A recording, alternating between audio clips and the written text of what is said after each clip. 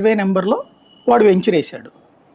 ఆ వెంచర్ వేసినటువంటి real estate వ్యాపారే ఆన్లైన్లో రిజిస్టర్ చేయమనండి, అప్రూవల్ రిజిస్ట్రేషన్ డిపార్ట్మెంట్లో పెట్టండి, అది కూడా ఇమ్మీడియట్గా అయ్యేటట్టు ఉండాలి, ఆటోమేటిక్.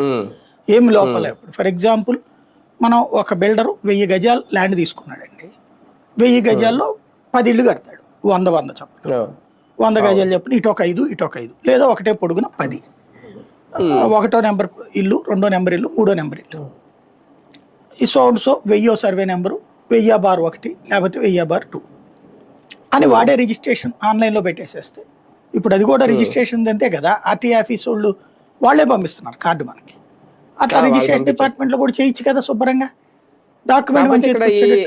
ఇవి డబుల్ రిజిస్ట్రేషన్లు, దొంగ రిజిస్ట్రేషన్లు ఇవి ఎక్కువ ఉంటాయి కదా సార్. ఏమై కూడా జరగవా?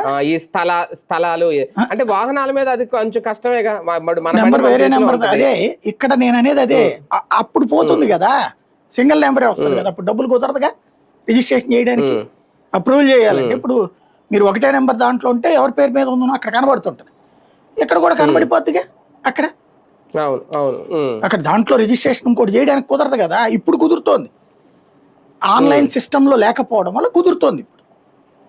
అదే డాక్యుమెంట్లు, నకిలీ లింక్ డాక్యుమెంట్లు కూడా సృష్టించేసి మన డాక్యుమెంట్ మన దగ్గరే ఉంటది, స్థలం వాడి పేరు మీదకి వెళ్ళిపోయి మనం వెళ్ళి చూస్తే అక్కడ బిల్డింగ్ కట్టేసుకుంటాడు, 10 ఏళ్ళు మనం ఆగితే. దాన్ని పరిష్కరించాలి ఎలాగా నేను అనేది అదే. ఇప్పుడు ప్రధానికి నెంబర్ ఇచ్చేసారండి, నెంబర్ ఇచ్చాక వాడు దాంట్లో ఎట్ట మారుస్తాడు?